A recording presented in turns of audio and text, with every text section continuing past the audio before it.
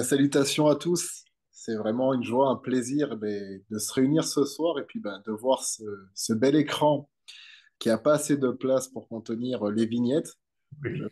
ne sais pas si celles et ceux qui ont encore leur écran noir peuvent peut-être potentiellement l'allumer. Il y en a qui peuvent peut-être pas, mais si vous pouvez, ce serait d'autant plus agréable de voir vos visages et si c'est possible, bien entendu. En tout cas, vraiment, je remercie Yves et Michel, les serviteurs, de nous recevoir sur cette plateforme, sur ce Zoom. Et puis dans cette démarche, au-delà d'une réunion de plus, que je disais au Seigneur pendant qu'on priait, s'il te plaît, Seigneur, pas une réunion de plus.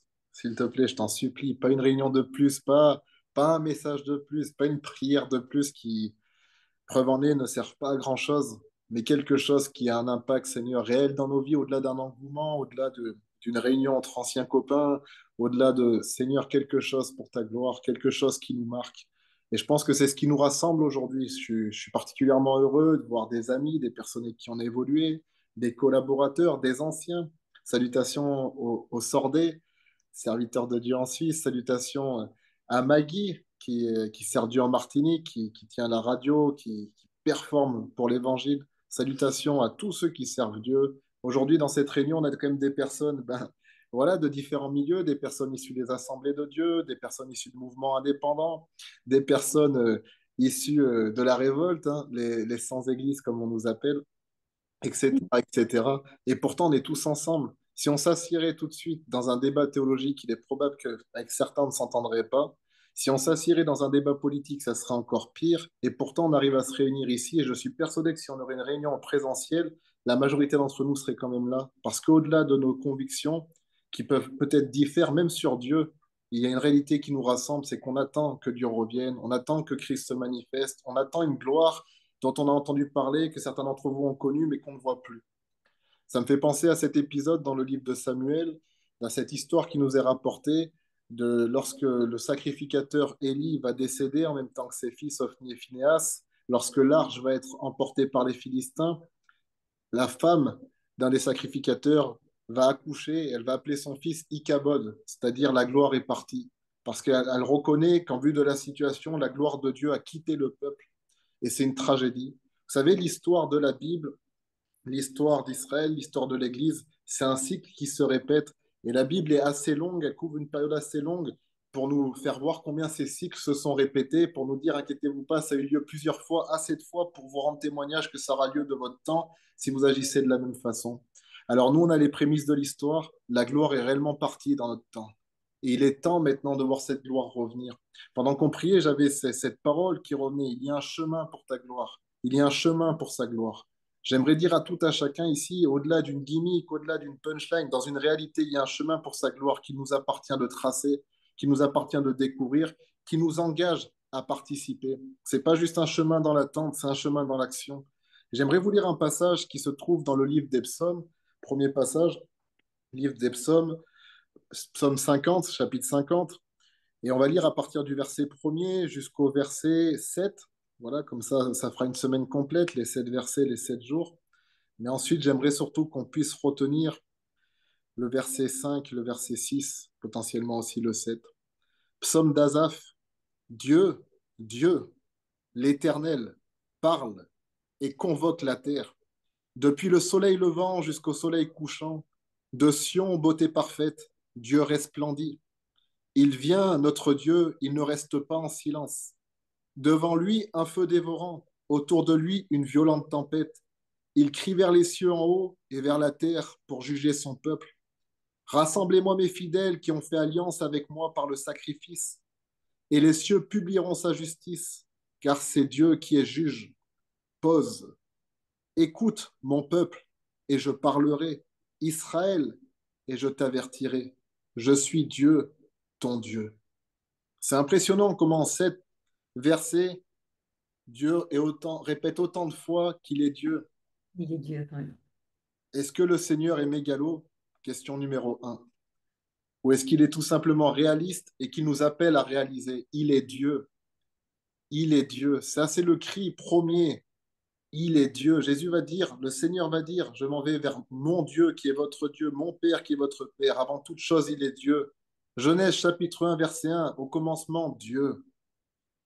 Il est Dieu. Il faut toujours se rappeler ça. Il domine sur les nations. Il est Dieu. Et là, il répète Dieu, Dieu, l'Éternel. C'est bien le Dieu dont on parle dès le commencement. Mais à la fin, il va dire, je suis ton Dieu.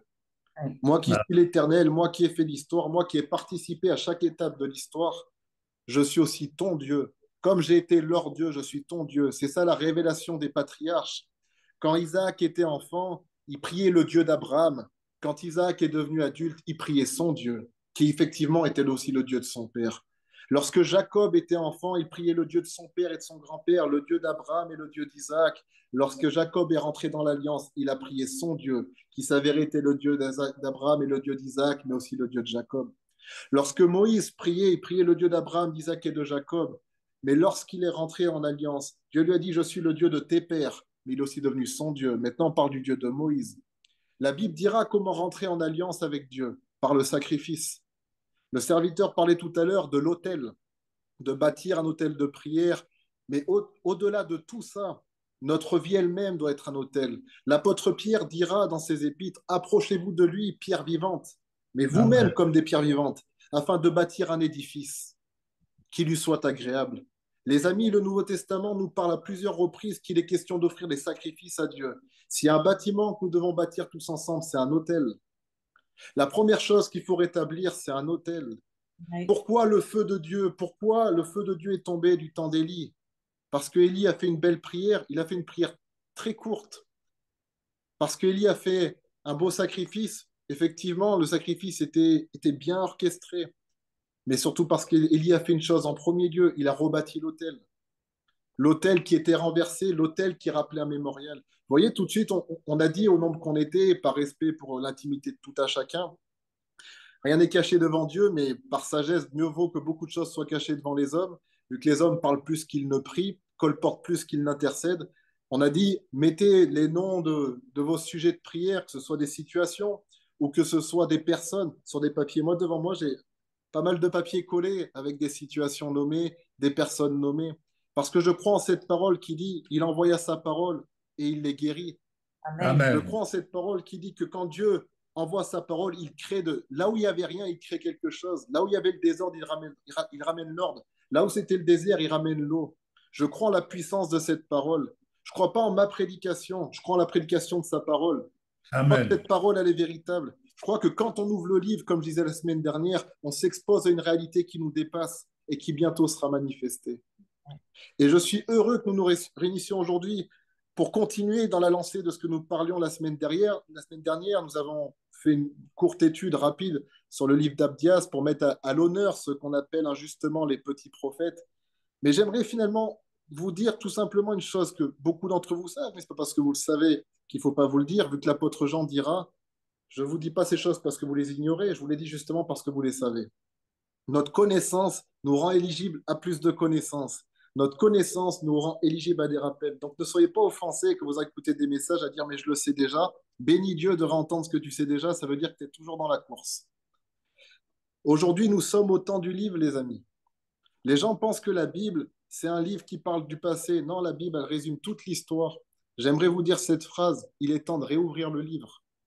C'est parce que des hommes et des femmes ont fermé le livre que la révélation s'est éteinte. Il est temps de retourner dans ce qui est écrit et de l'exposer à ce que nous vivons. Parce que ce qui est écrit, c'est ce qu'ils ont vécu, c'est ce que nous devons vivre. Regarde ta vie, regarde la mienne, regarde l'Église. Que vivons-nous? Il est temps de réouvrir le livre.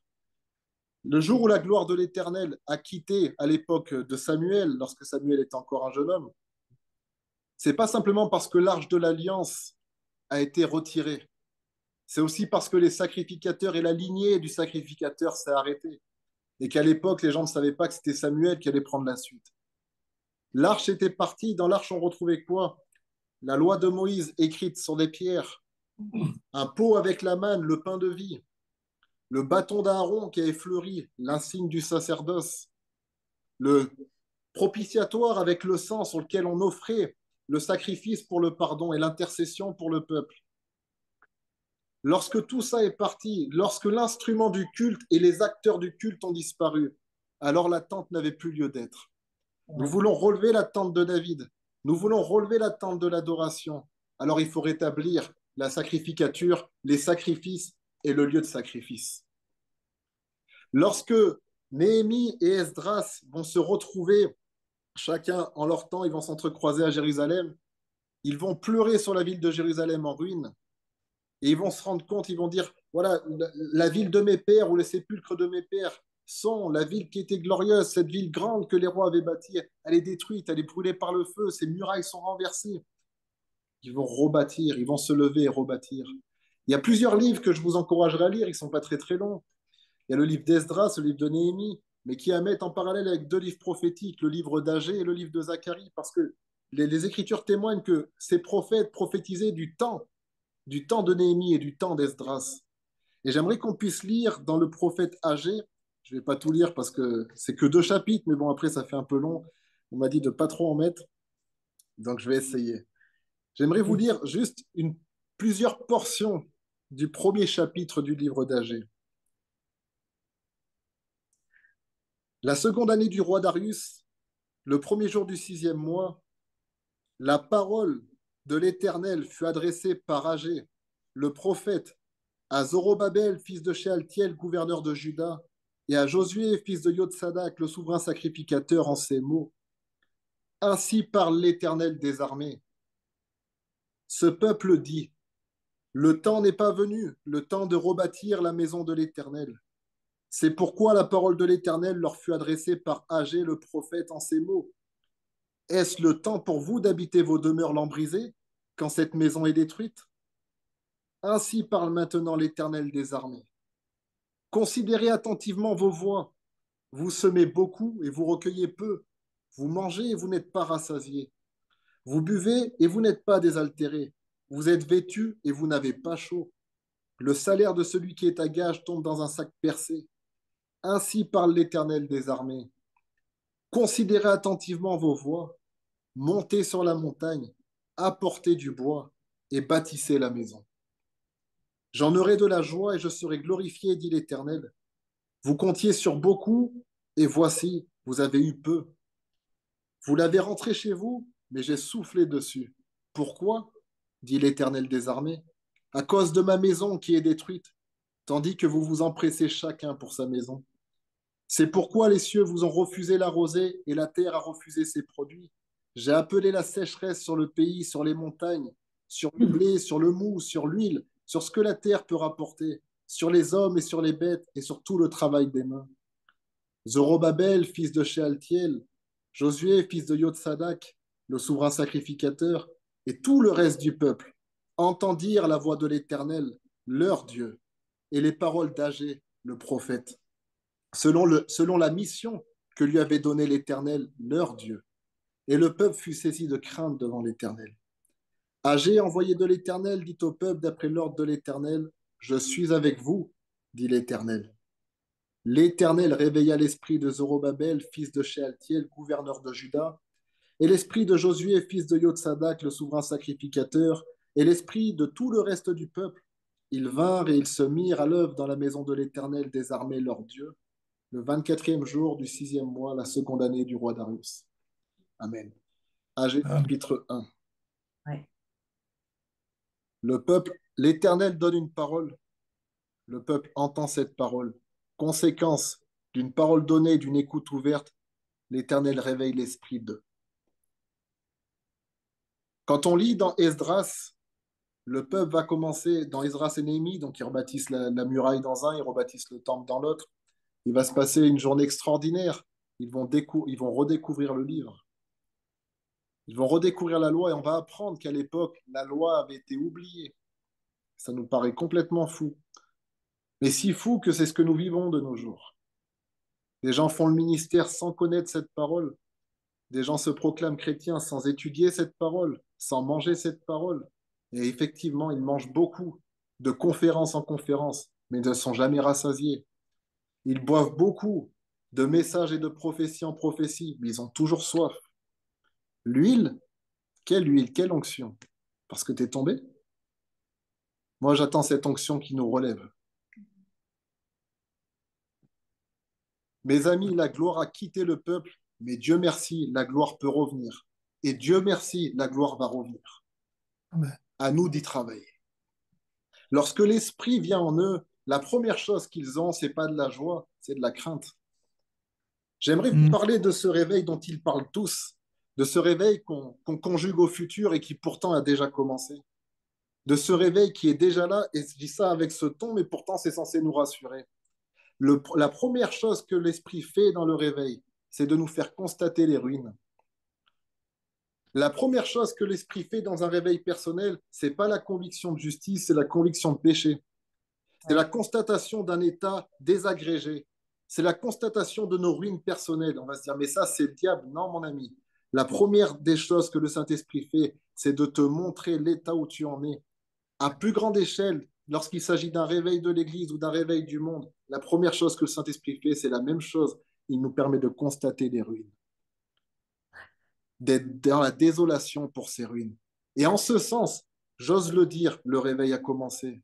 Si vous êtes ici ce soir sans se connaître les uns les autres, si je suis ici ce soir, c'est parce que finalement, on a dû sortir un petit peu de nos maisons, que ce soit nos maisons personnelles, que ce soit nos situations personnelles, ou que ce soit nos maisons que nous appelons église locale, que je respecte et que je pratique et que je fais. Mais nous devons sortir de nos maisons pour constater l'état de la maison générale. Mhm. Dire, aïe, c'est la ruine. Nous devons constater l'état de l'église d'hier qui était glorieuse et qui aujourd'hui ne l'est plus. Et ça, nous sommes nombreux à le faire. Dieu merci, il n'y a pas que les 34 participants, vu que vous êtes plus souvent deux, on va dire les 45, 50 participants que nous sommes qui en sommes conscients. Il y a tout un peuple qui est conscient de ça. Et ce peuple prie pour le réveil, prie pour que le réveil vienne. Mais c'est déjà ça le premier signe du réveil. Le premier signe du réveil, il est déjà acté. Un peuple qui prend conscience de l'état de la maison de l'Éternel, qui prend souci de la maison de l'Éternel. Maintenant, il nous faut rentrer dans l'acte 2. Vous avez vu acte 1, acte des apôtres, chapitre 1, ils reçoivent des instructions, ils se réunissent, on a besoin du Saint-Esprit, etc. Mais acte 2, il va se passer quelque chose. L'acte 2 du réveil à venir, c'est levons-nous et bâtissons. Amen. Nous avons constaté les ruines, nous sommes conscients des ruines, nous sommes conscients qu'il y a des sacrées fissures, vu que beaucoup de personnes ont commencé la dispute sans la terminer, la brèche est ouverte, comme le dit le roi Salomon, qui commence une dispute ouvre une brèche. Et c'est pour ça que nous serons appelés réparateurs des brèches. Mm. Lorsque dans le livre de Néhémie, chaque famille, chaque maison va commencer à travailler à rebâtir la muraille, le cadre propice, ils ne vont pas commencer à se dire oui, mais toi tu devrais faire ça, toi tu devrais faire ci. Chacun va travailler devant sa maison. Mm. Chacun va commencer à travailler à réformer ses propres voies. Chacun va travailler l'espace qui est devant chez moi. Il y a une muraille tombée, je vais la relever. Je ne me soucie pas de ce que fait le voisin. Et les plus vaillants, on les voit à la fin des chapitres, ils vont commencer à aller à peine plus loin. Et là où chacun va bâtir devant chez lui, ils vont commencer à se rejoindre, à se rejoindre, à se rejoindre, jusqu'à se rallier. Et la première porte qui sera rebâtie dans Néhémie, c'est la porte des brebis, les amis. Et là, pardonnez-moi pour toutes celles et ceux en présentiel ou en différé qui attendent de leur pasteur, c'est pas la porte du pasteur qui est rebâtie, c'est la porte des brebis. Mm, mm, mm. À chaque brebis de rebâtir sa porte. À chaque brebis de commencer à préparer le chemin. À Alléluia. chacun de prendre sa pierre et de la rendre vivante pour s'unir en un bâtiment, en un édifice vivant sur lequel le Seigneur peut sacrifier. Ce que dira la suite du verset de l'apôtre Pierre que je vous ai cité tout à l'heure, pour offrir des sacrifices spirituels, il dira. Il est question d'un autel. J'aimerais nous encourager ce soir dans une exhortation finalement pas très longue. Je ne sais pas si pour vous, la qualité d'un message, c'est sa longueur. Mes amis ici présents peuvent vous dire que je peux vous faire une tirade à rallonge. Mais moi, je crois qu'aujourd'hui, la qualité d'un message, c'est sa pertinence. Sommes-nous pertinents dans l'esprit? Sommes-nous pertinents dans la chair? Sommes-nous pertinents dans la pratique? Nous avons tous constaté des ruines. Et je répète cette phrase que je crois que je vais devoir répéter pendant des mois. Qu'allons-nous faire? Levons-nous et bâtissons. Cherchons des ponts, cherchons à nous réunir, cherchons à connecter, cherchons à ouvrir les portes de nos maisons, justement. Cherchons à rassembler ces pierres vivantes, aujourd'hui pierres mourantes, devenues pierres d'achoppement. C'est ça le ministère de la fin. C'est ça le ministère qui jadis était celui de Jean-Baptiste, mais qui est maintenant celui de toute l'Église, de tout à chacun, de préparer le chemin du Seigneur parce qu'il revient. Comme il m'a dit tout à l'heure, il y a un chemin pour sa gloire. À nous de travailler à le rebâtir. À nous de commencer à prendre ces pierres d'achoppement, ces offenses mutuelles, et à commencer à les mettre de côté, à s'en servir au lieu de faire un obstacle pour bâtir des ponts, à s'en servir pour bâtir une muraille, à s'en servir pour bâtir des portes, à s'en servir pour bâtir sa maison, à s'en servir pour bâtir un hôtel. Et sacrifions dessus. L'évangile est gratuit, certes. Le salut est gratuit, excusez-moi, parce que Christ a payé le prix. Mais le chrétien ne se contente pas de cette gratuité du salut pour aller au paradis. Le chrétien, c'est celui qui va continuer l'œuvre de Christ pour que ce royaume commencé puisse aboutir sur cette terre. Le chrétien, c'est un peuple qui sacrifie. C'est un peuple Amen. qui a bâti ses hôtels personnels et qui marche dans une vie sacrifiée, d'un sacrifice vivant. Ne vous inquiétez pas pour les replays. Nous ne sommes pas de ceux qui se faisons exploser pour notre Dieu, mais de ceux qui ressuscitons chaque jour pour amener la vie dans ce monde. De ceux Amen. qui sont prêts à supporter une mort quotidienne pour vivre une résurrection quotidienne pour ce monde. L'évangile nous engage. Lorsque Néhémie, Agé, Zacharie et tous ces grands noms, mais aussi tout le reste du peuple, les inconnus, quoique bien connus, comme on les appelle dans le Nouveau Testament, ont entendu ces paroles. Il n'y en a aucun qui a juste prié, il n'y en a aucun qui a juste jeûné. Ils ont tous sacrifié, ils sont tous mis à l'ouvrage. Le réveil ne peut pas aller plus loin que ce qu'il en est aujourd'hui, qu'un constat d'échec. Il ne peut pas devenir une réussite tant que nous ne nous levons pas ensemble pour faire de lui une réussite. Il le dit dans Agé, voici, moi l'Éternel, je suis au milieu de vous. Je suis avec vous. Je vous accompagne là-dedans. Ce qui fait que, et sans flatterie au cul, on a passé l'âge, et ils ont passé l'âge d'en recevoir, que des personnes comme les Sordais, les personnes comme les Gravés ou les Tartières, fut un temps avec Jean-Louis Jaillet, vivaient des miracles, c'est parce qu'ils sacrifiaient. C'est parce qu'ils marchaient dans ce chemin de sacrifice. Si ces choses-là sont arrêtées, c'est parce qu'on a eu des sacrificateurs à la suite qui ont fait que manger, qui sont devenus aveugles et qui ont grossi, Ouais, comme le prêtre Élie. oui. Mm. Mais mon ami, Élie va tomber. Qu'en est-il des Samuel? Sommes-nous prêts? Parce que nous sommes convoqués. Nous l'avons lu, psaume 50, l'Éternel convoque la terre. Mm. Mais pas n'importe qui sur la terre, c'est pas vrai. Il convoque ceux qui ont fait alliance par le sacrifice, ceux qui se sont joints à l'alliance, ceux qui ont pris part à l'alliance. Et aujourd'hui, j'aimerais lancer ce défi à la maison d'Israël que nous sommes. La ville des sépulcres de nos pères, elle est bien plus grande que la Jérusalem antique. C'est nos familles, c'est nos foyers, c'est nos situations des fois de cœur, des choses qu'on n'aurait peut-être pas envie d'aller creuser. C'est nos églises locales parfois dans lesquelles on n'aimerait pas trop se faire griller. C'est nos courants d'église. C'est tous nos amis sans église. C'est beaucoup, beaucoup plus de choses et beaucoup, beaucoup plus vaste. Qui d'entre nous va mettre les mains dans le cambouis? Moi, je prêche à titre personnel un évangile pratique, je le crois, en tout cas, je l'espère, c'est ce que je vise dans ma vie, pour ma propre vie, celle de mon épouse, qu'on ait un évangile pratique, parce que si c'est faire des tirades de théologie ou devenir un kabbaliste chrétien, c'est intéressant, ça nous rend intelligents, mais ça ne fait pas avancer le schmilblick. L'évangile Mm. pratique, c'est l'évangile qui construit et qui bâtit. Jésus a dit, je bâtirai mon église. Il n'a pas juste dit, je parlerai mon église. Il n'a pas juste dit, je réfléchirai mon église. Il n'a pas juste dit, j'intercéderai pour mon église. Je bâtirai mon église. Sur qui? Sur vous, pierre vivante. L'Éternel cherche, mais personne pour l'aider. Aujourd'hui, il nous convoque. Allez-vous m'aider à rebâtir son ancienne ruine, à commencer par vous-même, à commencer par vos cœurs, à commencer par vos proches. Allez-vous aller mettre les mains dans les ruines? Dans les ruines, vous savez, moi, j'étais petit, j'habitais un village, il y avait beaucoup de bâtisses en ruine. Pour celles et ceux qui connaissent un peu les villages ou autres, dans les ruines, on trouve des serpents. Dans les ruines, on trouve des choses pas très belles.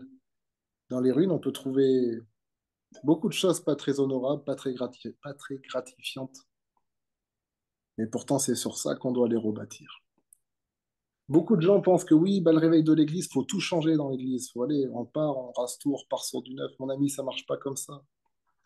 Dieu il redonne vie à un ancien corps pour faire de ce corps un corps nouveau.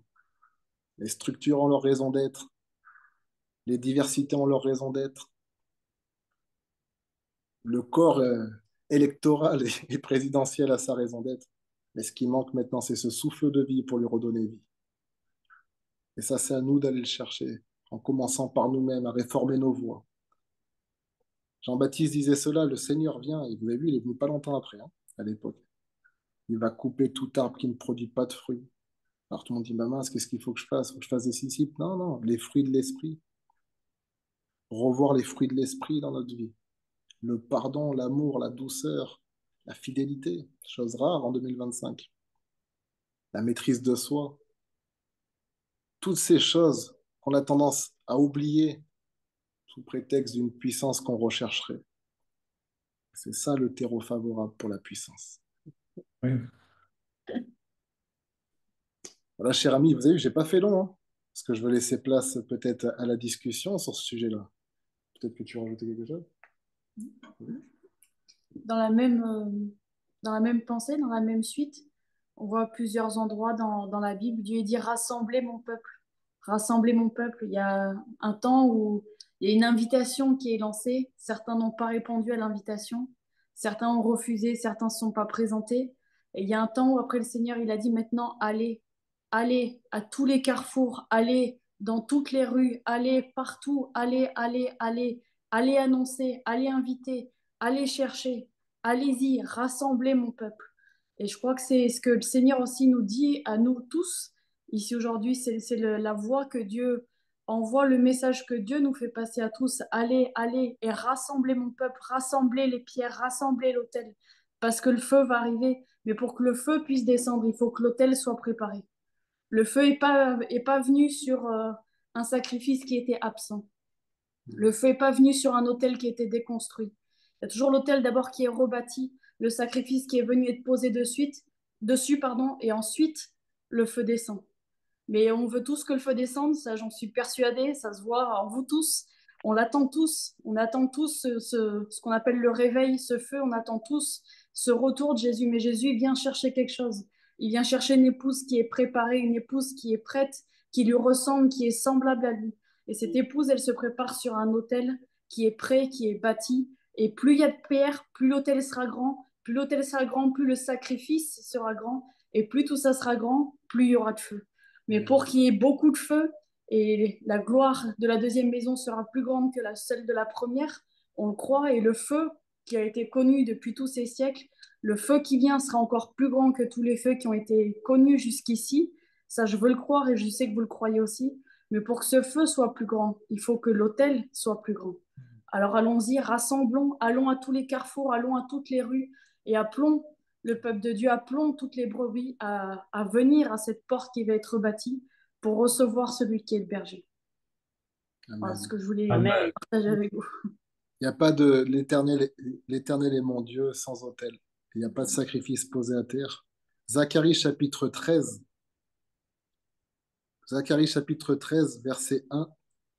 En ce jour-là, une source sera ouverte pour la maison de David et les habitants de Jérusalem pour le péché et pour l'impureté. Une source sera ouverte pour ça. Une source pour purifier. Comme l'homme de Dieu l'a dit, il nous a déjà raconté ce témoignage à sa conversion. Il a vu le sang venir le purifier. 3 fois la voix dit tu es pur. On avance un peu, verset 9. Je mettrai ce tiers dans le feu et je le purifierai, comme on purifie l'argent. Je l'éprouverai comme on éprouve l'or. Il invoquera mon nom et je l'exaucerai. Je dirai, c'est mon peuple. Et il dira, l'Éternel est mon Dieu. Parce que le feu vient encore une fois pour purifier. Chapitre 14, verset 1. Voici le jour de l'Éternel arrive, et tes dépouilles seront partagées au milieu de toi. Encore une fois, l'histoire de sacrifice. Tout est lié. On voit, comme je vous disais, ces cycles bibliques qui finalement se répètent dans chaque livre de la Bible. Aujourd'hui, c'est notre livre. Aujourd'hui, c'est notre livre. Amen. C'est la réinterprétation moderne. C'est pas une nouvelle Bible, c'est une nouvelle incarnation de ce qui est écrit. C'est une revisitation de ce qui a déjà été. Alléluia. La même voie qu'on doit prendre. Dans Jérémie, il est dit, empruntez les sentiers d'autrefois. Empruntez les sentiers, connaissez et empruntez les sentiers d'autrefois. Dieu nous rappelle sur cet évangile. Comme je disais hier, je parlais à Sandrine, j'ai vu, il y a 3 évangiles, et je dirais le premier en dernier. Il y a l'évangile qui a maintenu l'Église. Merci pour cet évangile, il a servi des millénaires à peu près. Il y a l'évangile qui a détruit l'Église. Il est là depuis pas longtemps, mais voilà le saccage. Le carnage, mais complet. Hein. Mais il y a un premier évangile, celui qui a fait l'Église. C'est pas le même évangile. que celui qui l'a détruit, c'est certain. Mais je vous dis la vérité, c'est pas le même évangile que celui qui l'a maintenu non plus. Il y a un évangile qui a fait l'Église. C'est celui-ci. Et à la fin, cet évangile revient. Et il est déjà là. Il a déjà commencé en chacun d'entre nous. Cette prise de conscience, c'est pas le fruit de l'intelligence, hein, d'être soucieux par l'état de l'Église, de commencer à voir des choses en nous, et ça faut que ça bouge. C'est pas une histoire de notre propre intelligence, les amis. C'est l'esprit, c'est le royaume de Dieu qui ne vient pas de façon à frapper les regards, mais assurément de façon à changer les cœurs. L'esprit commence déjà à agir au-dessus de ce tohu-bohu. Il nous dit maintenant, mettez les choses en ordre, commencez à séparer, commencez. Rassemblez-vous, parlez-en, ne lâchez pas, réunissez-vous, priez ensemble, cherchez, travaillez, donnez, sacrifiez, acceptez d'être rejeté, de porter l'opprobre hors du camp. Et oui, des fois, il faut sortir du camp, les amis, c'est pas toujours évident. Les pères, ils l'ont fait avant nous. Christ l'a fait avant eux. Et nous, qu'est-ce qu'on fait? Le chrétiennement correct n'a jamais fait la réforme. Et le réveil ne vient pas sans réforme. Encore une fois, qu'allons-nous faire? Yves, c'est à toi. J'aimerais ajouter cette parole qui me semble résumer, en tout cas résumer, être, comme on dit, un rendez-vous, comme on dit dans la musique, un point d'orgue, que nous trouvons dans l'Épître aux Romains, chapitre 12, versets 1 et 2. Je lis. Je vous exhorte donc, frères, par les compassions de Dieu. Fabien, tu aurais pu conclure par ce verset.